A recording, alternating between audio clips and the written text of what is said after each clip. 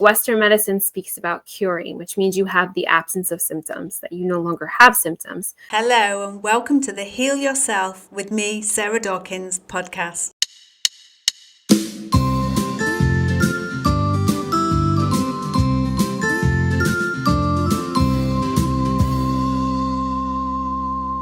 We share people who've already healed themselves, along with health and wellness tips from myself.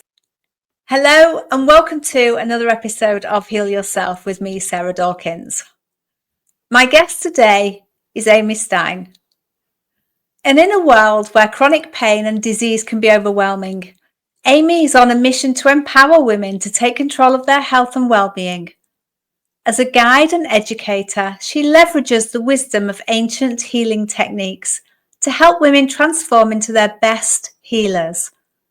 Through tailored support and holistic practices, she assists them to live in reclaiming their lives from the grip of pain and disease. So welcome, Amy. Thanks, Sarah. I'm excited to be here. It's been a long time coming, right? Yes. Seems like forever that we last spoke. Yeah. And we connected through a networking event and that's how we met each other like over a year ago. So, yeah. I know. Doesn't time fly when you're having fun? It does.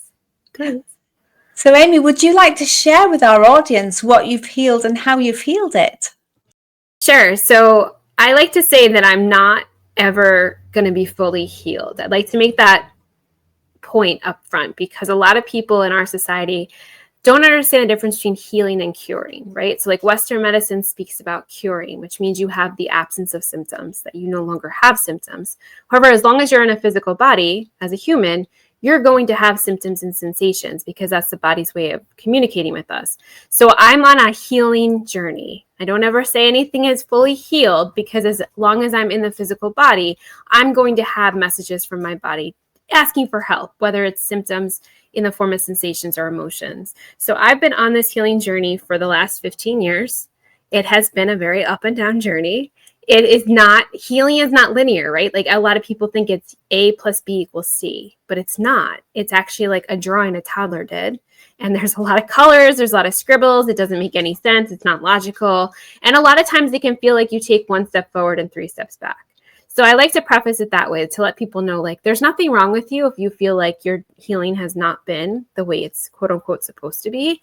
And that if anything you get from this talk is that you're not broken and there's nothing wrong with you, right? So the system that we ascribe to with Western medicine does not actually address the body as a whole. It treats it like a system of parts. And I actually worked in that system. I was a medical researcher at a big university here in New York. And I worked with chronic pain patients. They were geriatrics. They were like 65, 70, 75 years old. And I was in my mid to late 20s and I began to resemble my patients. And I was like, what is going on here? And the thing that was interesting is that was not my first touch with illness. That was not my first touch with having massive amounts of messages from my body. Throughout childhood, my body was always giving me messages in the form of my symptoms. And my parents would take me to the doctor. I would go to, the nurse's office and I would explain what was going on. And the message I would hear was basically like, you're making it up. There's nothing wrong with you. Your lab work is quote unquote normal. Take this pill, come back when it gets worse. You're too sensitive, so on and so forth. And so it made me feel as a child like I was not being seen, heard, or believed. And unfortunately, then this messaging was then echoed by Western medicine pretty much throughout my teenage years and young adulthood. So when this started to happen, I went to see the doctors I had worked with as colleagues for many years to see what was going on with my body. And my lab work was no longer quote unquote normal, but because I didn't fit into the boxes in the way that they like, they didn't know what to do with me. And they treated me like everybody else. Here's your 15 minutes. Here's your prescription. Go have this test done. Do this procedure. Come back when it gets worse. And so I live in New York. I have access to lots of doctors. I say you throw a rock, you hit a doctor. And we went into Manhattan. We went down to Johns Hopkins. We got accepted to see them. And no matter who I saw, no matter how much money I paid, no matter if they were in network or out of network, they could not agree on a diagnosis. They did not know what was wrong with me. And I didn't know why this was happening. It made me feel like there was something wrong with me, that I was broken because I was compliant. I was doing what the doctor said. And instead of getting better, I was getting sicker. I was having more symptoms. My symptoms were lasting longer. They were getting worse from the medications. I was down to only being able to eat 5 foods. I was 85 pounds. I'm 5'4". I had 2 broken feet. Like, they all thought that was normal. No one was alarmed by this. And I was very alarmed by this because I knew that there was something that was going on. But at the same time, I didn't understand how my body was designed to work. And I didn't know what to do to support it. And all the things I was taught to do were actually working against the body and harming my body. Wow. So did you ever get a diagnosis at all? So I got multiple diagnoses and none of them were correct. And I want to emphasize to the listener that the current statistic right now is 6 out of 10 people will be diagnosed with a chronic pain or chronic disease. I don't think that statistic is accurate because the word I want you to emphasize there is diagnosed. Most people don't get a diagnosis or they don't get a correct diagnosis. And a lot of times it can take on average 10 years and 20 specialists to get a diagnosis. And a lot of times it's not a correct diagnosis. So I got called everything and anything. And the things that I knew that were wrong, like having issues with mold, having chronic, infections due to Lyme disease and other chronic tick infections. I live on Long Island, like Lyme disease is a big deal, but it's not actually really studied. There is no money put towards a lot of these invisible conditions. And the majority of these conditions are by women, right? And we fall through the cracks. A lot of medical studies are done with men. They're not done with women. So a lot of the things that women experience as symptoms and sensations from their body are quote unquote invisible. I was told a lot, you look really healthy. Even at 85 pounds of 2 broken feet, only being able to eat 5 foods, not being able to leave my bathroom or my house, but you look really healthy. And we don't understand that when we treat people like this, it reaffirms that not being seen, not being heard, not being believed. And so when I was through this experience at the worst of it, and I wasn't sure if I was going to make it through, I knew if I did, one, I had to write about it because so many people were like, oh my God, this is incredible. You need to share your story, because I wanted other people to feel less alone. And 2, I knew I had to help other people. So I decided to do the research and figure out what I could do to make my body reactivate the healing process, right? Because I learned then the body was designed to heal, but I didn't know how to change it so that it would stop fighting, because your body can only heal or fight. It can't do both at the same time. And it will choose survival every single time over healing.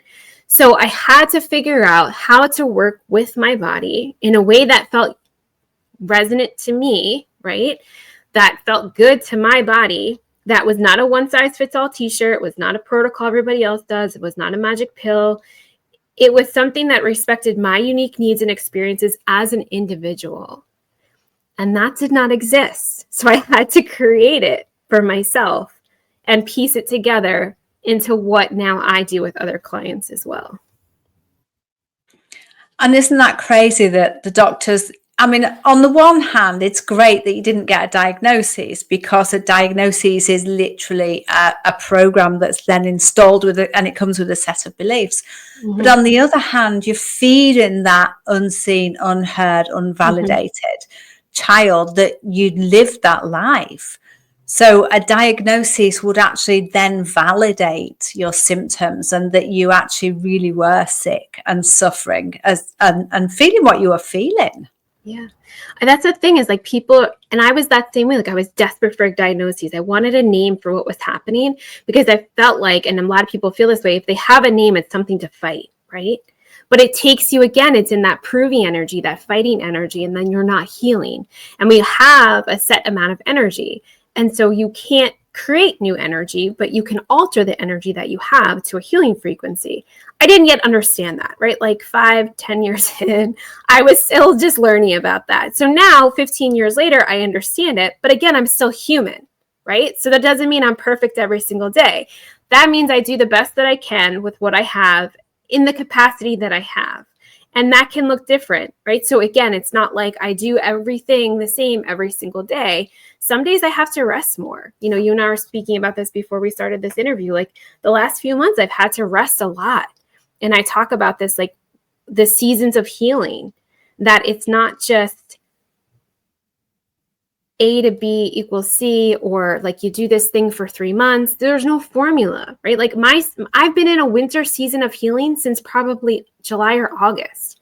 And so that's okay, but it can feel really uncomfortable because it can feel out of alignment of with what I'm trying to do. So I have less energy to help other people.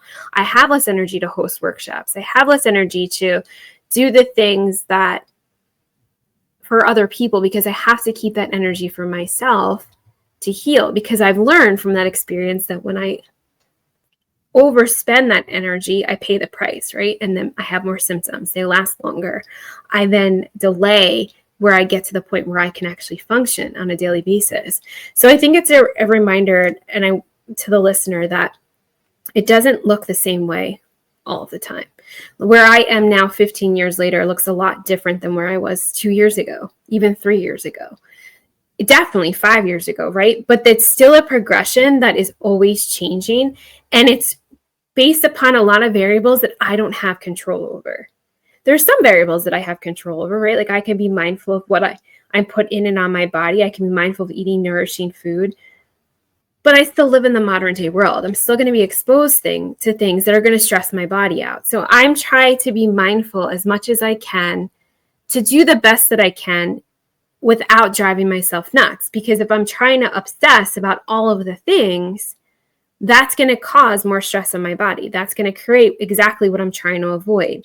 So it's kind of this delicate balance at times too, of like, I talk about this being awareness, that we live in awareness. It's not this unconscious, mindless, just moving through the Groundhog's Day of trying to get through the day and survival. When we get stuck in that, we can't then do the things that our body needs us to do.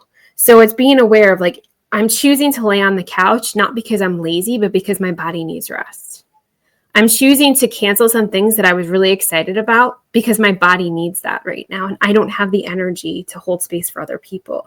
And it's, this balance again as women is like codependent, people pleasing. We're taught, be the good girl, be the good daughter. And it's hard to break those patterns, but I ask people when I work with them and when I do classes, like, to be aware of the behaviors that you're interacting in and partaking in. Are they actually causing you more harm? Are they contributing to your symptoms? Are they working against the body's design? And if you don't understand how the body works, then you're like, I have no idea. So that's why I try to teach people, like, this is how the body works. This is what you can do to work with it. And then you still do what feels good to you, right? Because I could tell you 100 things. It's dealer's choice, like what feels good to you in that time and place. Absolutely. And we've always got that choice, haven't we? And yet as women, we feel compelled to push to keep moving forwards because we're worried about how it reflects back on us. Mm-hmm. And yet realistically, as you've said, we need to come back into our body, into ourselves, and listen to what our body's crying out for. The symptoms are literally our body screaming at us, right. Usually to stop and to rest and to come back into ourselves. But I think we frown upon that sometimes as women because we feel that we have to do more. But and I think that's a reflection of today's modern world, isn't it? Yeah. Yes. It's but actually, never-ending to-do list, right? Yeah. Yeah, and to say no, to set that boundary, and to say actually, I'm putting myself first, and I choose to rest. Takes courage and confidence. It does, and it's not easy. It's not easy. Like the things we talk about that Sarah and I share a lot with our audiences, they're simple, right? They're like, people are like, oh, those are so simple. How can they work? They're simple, but they're not easy because it goes against everything that you've always thought, everything that you've always learned, right? Everything that you were told to do, you should be. And so it's revolutionary that these things work, but you have to actually do them, right? Because I'll do these talks and people are like, oh, this is so simple. It's not going to work. I'm like, I thought that too, but did you actually do it? Did you actually try it? Because it does work. It doesn't have to be really hard and complicated. Healing doesn't have to be expensive. Yeah, sure, it can be. You can buy all the protocols and all the devices and see all the fancy doctors and do all the things and do the fancy IV treatments and all that stuff. But it doesn't have to look like that. it gets to look in the way that feels good for you. And a lot of things I do are cheap and effective. Yeah, I buy expensive, supplements. I do, because they work and that's what I need right now. Hopefully I won't need that forever. But I also use homeopathic remedies, and those are really cheap and they last for 10 years and they work just as well, right? And so I'm able to support myself with foraging weeds in my backyard and making, herbal products from that. That's cheap too, right? So there's a whole plethora of things that you can do. And it's in the gray. It's in the gray that we're not taught about, because in Western medicine, we're taught it's one thing. It's pharmaceuticals, it's surgery, it's expensive tests, it's someone in a lab coat. And I wore the lab coat and I couldn't fix myself. So there's irony there. And that a lot of the things I do now are in the gray, based upon ancient wisdom that's been around for thousands of years, because it works, right? It's not this novel concept, this newfangled design. It's something that's been around for a long time because it has staying power, because it is effective. And so when I talk to people, it's more of an education and an empowerment and an encouragement to, you know what? Do the thing that you think is different. Do the thing that you think is bad, right? To be the bad daughter. I sometimes I feel like I'm a bad daughter and I have guilt about it, but I'm I have to do what's best for me. This is my life. And not everyone is going to like it, right? There are things I do. My parents are scratching their head. Why did you this liver flush? They're why did you do that? It was needed to be done.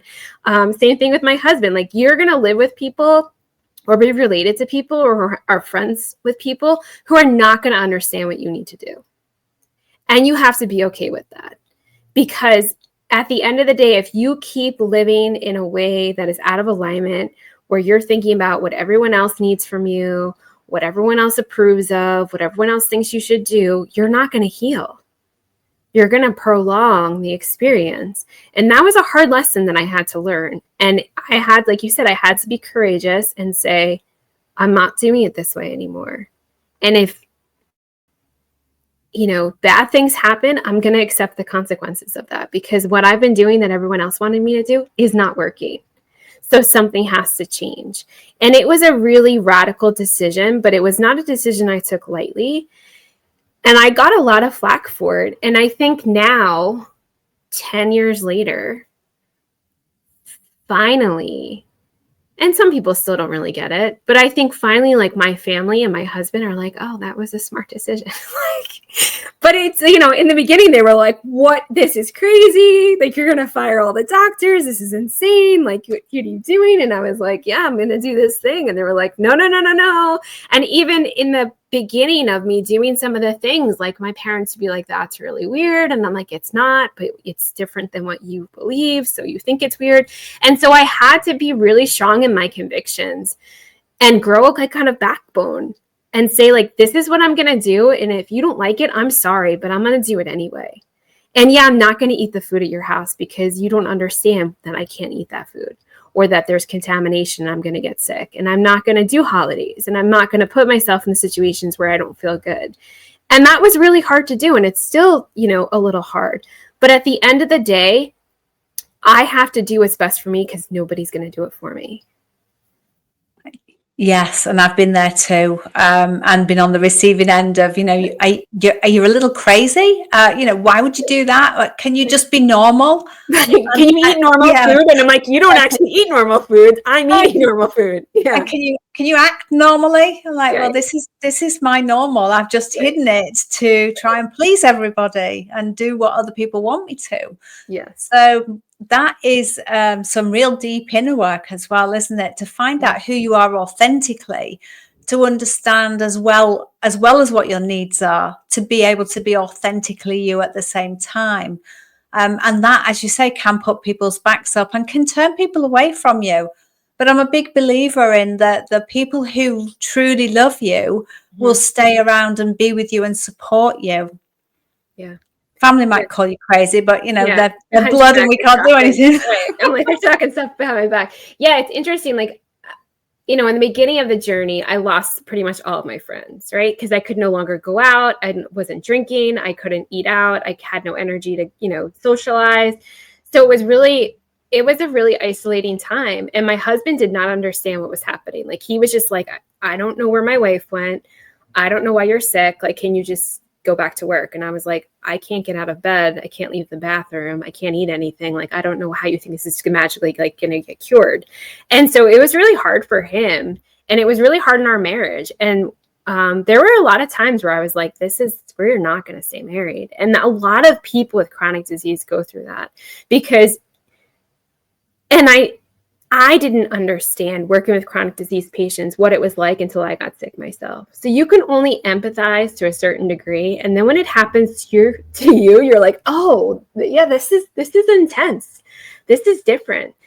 I couldn't imagine it would be like this. And so even at my worst points of the journey that I was like, I don't know if I want to keep doing this thing, I still liked the person that I am now more than the person that I was before I became really sick, because that person was doing life for everybody else, right? It was like working the job that was acceptable to society, had the friends and the boyfriends that, whatever people liked and whatnot. And I thought I was healthy. I was doing yoga. I was eating salads, but I was still not dealing with a lot of the inner stuff. I was numb from the neck down. I didn't want to feel what was going on in my body. And that adds up. Like, that creates a lot of stuck energy, and your body's electric and energetic. So if you're not dealing with that, that's going to create some issues. So most people are numb from the neck down. They don't want to feel the sensations. They're holding their breath. They're bracing for impact. And we're not taught to deal with it, right? Because you can't see it. It's not real. It doesn't exist. Oh, so those emotions are bad. We don't want to feel those. That sensation, that's not real. That's not happening, right? It's all in your head. When we're taught these ideas and we believe them and we integrate them into our system, it's really hard to unlearn that, to reverse that, right? It's really hard then to decipher what is real. And to know like what actually is real for me, what is beneficial for me. And that's part of the process that I'm still on, of like, yeah, I used to be able to eat this thing and now I can't eat this thing. But for 10 years, I couldn't eat eggs and now I can eat eggs again, right? So like, it's an ever evolving process, if I haven't said it enough times. And being detached from the outcomes of it, and not moving the finish line and not having expectations of what it's supposed to look like, is what keeps me moving forward through the hard parts, right? So like we talked about, I was really angry yesterday having a migraine again. I was really angry about it, but rather than creating a story about it, which I would have done in the past, I let myself be angry. And I was like, you're allowed to be angry. You do all this stuff and you're still having a migraine, and that sucks. And it's the weather and you can't control the weather. You live on an island. But like in the past, I would have created a story that it was something I did wrong. And that's why I still had the migraine, right? So, and again, I'm human. Do I do that every time? No, because I'm human. So you only can do so much. You have to cut yourself some slack and know that it is an ever moving process, and that we cannot have hard and fast rules around it, because it's not how healing works. No. And it's not linear either, is it? We can jump forward in leaps and bounds and then instantly jump backwards, and then we can spiral round and round. It's just about being fluid with it and going with it and surrendering to it, and giving ourselves some grace to know that it's okay. Yes, I'm not having a good day. Yes, I feel angry, but let's just sit with that and feel into that. And where is it coming from? What, is that, what's behind that? Well, I'm really frustrated because of where I'm at, and I thought I'd be further forwards now. We just have to surrender and come back into ourselves and love ourselves for who we are and where we are. Yeah. Because it's also easy to look at other people and think, well, they've healed, or look how well they're doing. But actually, when we're looking at apples and oranges, whereas if we look back on our lives and see where we've come from, then we've moved mountains. And that's what healing's about. It's our own journey, because we're just so unique. Yes. Exactly. And the more we heal, the more we learn about ourselves as well. Yeah. And it's so telling, because, if you would have told 15-year-old 15-year ago Amy, this whole trajectory of like where my life would be, what I would be teaching people about, things like that, from like, speaking to grand rounds and working with clients, patients in medical research and stuff, pushing pharmaceuticals most of the time. That's what we were taught to do. I would be like, there is no way. Like that's just doesn't, it's total opposite of what I did before and everything that I believed in. It's a complete 180. And I actually find comfort in that because it shows the progression of how open I was to the process. Not all of the time. Like I wasn't fully open to it the whole time, right? But it shows that I allowed it to unfold in the way that it needed to. And I allowed myself to be curious about what it could look like if I didn't do the thing. If I didn't do what everyone told me to do, if I didn't do the prescribed Western medicine route, what would that look like? How would that be different, right? And, it started with plant medicine and it moved to energy medicine and then it moved to homeopathy. And then it's kind of like a mishmash of all those things now. But there's so much that I still am learning about myself and my body and about how it interacts in the world around me that I never would have been open to before because everything was black and white before. It was like, this is right, this is wrong. There was no gray. There wasn't allowed to be gray because gray was scary. Like that would be different. We can't do that. And now I kind of live in the gray and it feels really comfortable to me to be in the gray. It actually feels really uncomfortable to be in the black and white. That actually feels more uncomfortable to me now than it did before. And so I think if you can give yourself some grace, if you can give yourself some compassion, if you can sit in the yuck, right? Without making a story and being judgmental about it and just sit with it, there is wisdom to garner from the yuck. Like my worst experiences, I learn the most from. Like migraines take me down, but I learn from them still. That my body is like, you're still trying to push past us, and my body still can shut me down. I don't like that, but there's wisdom there that I'm not in control. My mind is not in control. My body is in control, and my body calls the shots. And if I ever doubt that, my body shows that to me still. So even if I think I've learned all the things, which I never said that I have, because I've learned from that process, there's still so much to learn, that there are still experiences that I have that don't feel good to my system, that are activating, that are triggering, that, bring back memories I don't like.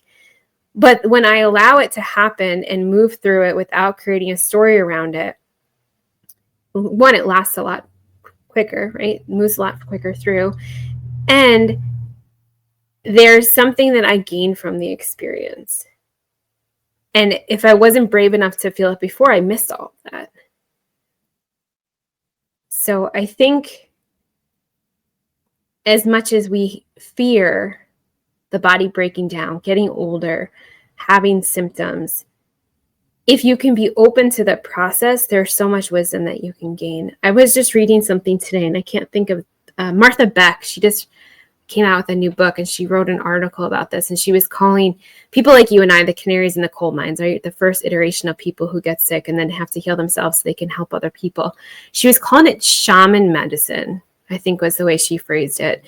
And she was saying that the people who go through these experiences, it is because they're meant to go through these experiences to be the leaders, to show other people, to walk with them through the process as well. And that it was never feared as much as it is feared now. There was reverence around it, right? Because we lived in ritual, we lived in community, we respected the wisdom that everyone brought to the table. We live in such a hyper-independent society now that everyone's hyper-vigilant. What's going to happen? Who's going to do something to me? Bracing for impact, holding their breath, not trusting anybody else. There's no collaboration. It's all competition. That it actually is shown in the illness of society, right? And so modern living is actually making us sicker.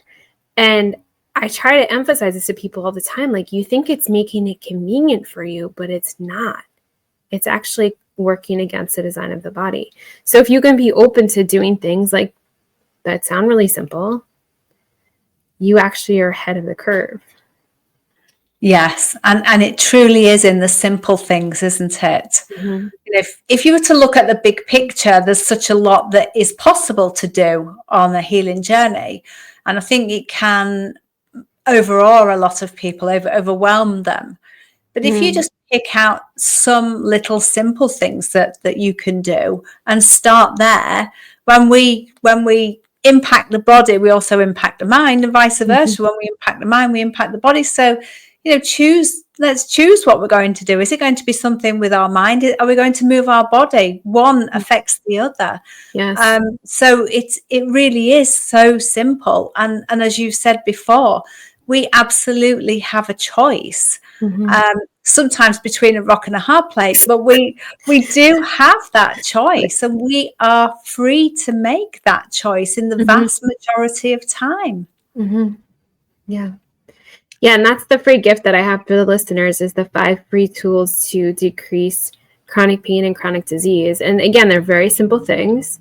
They're things I do every single day in my own practice. And I know when I'm not doing those things, I can feel a difference.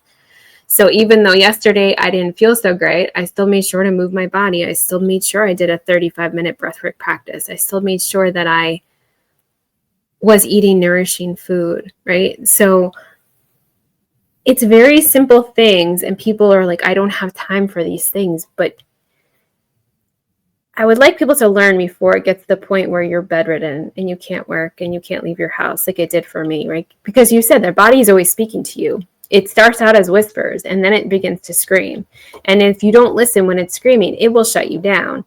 And so it doesn't have to get to that point. And these simple tools can help you in the small steps to begin to do something different, to begin to work with the design of the body rather than against it.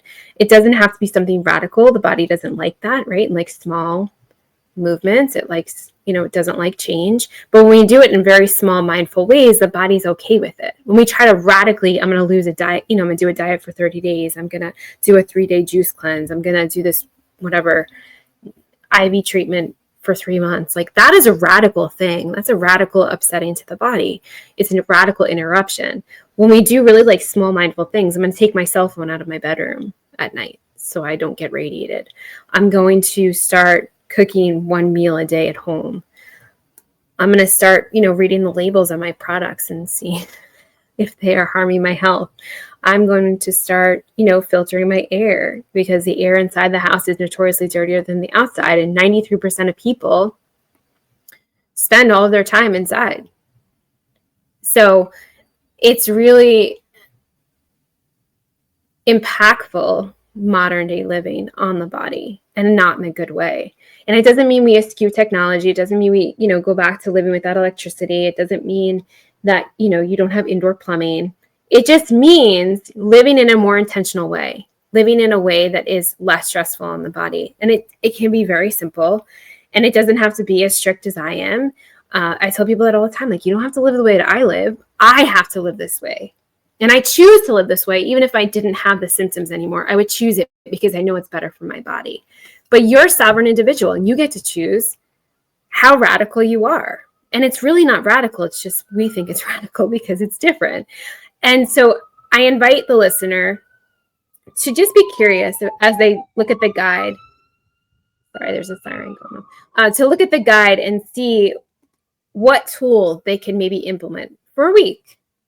Maybe they could try something for a week. Maybe they could try something for 30 days. Maybe they could just, in small steps, begin to listen to the whispers from the body. Or if the body is yelling, sometimes it sounds like a foreign language, but we can turn within and we can communicate with the body. What are you trying to tell me? What is it that I'm missing? What is it that you would like me to know? And sometimes it's really simple things. Like, I hear all the time, you need to rest more. You need to rest more. So that would be my invitation to the listener, is just to take the time to see what feels good to you, what feels doable in that small way, to be mindful. That's lovely. Thank you, Amy. And where can people find you? So grab the free gift and you get the tools, and then you'll be on my email list. You can also go to mindbodyspiritbreath.com and check out what I'm all about. Wonderful, wonderful. Thank you so much. And your book, The Journey of Unlearning, where is that? Thank you. You're right. I forgot about that. The Journey of Unlearning to Regain Trust and Healing can be found on Amazon, and we'll put a link in the show notes. Wonderful. Thank you so much for sharing your journey with my listeners. Thank you. Thank you for listening. Please share this podcast with anyone who you think will benefit. And can you leave me a review wherever you've listened to it to help me reach more people? Thank you.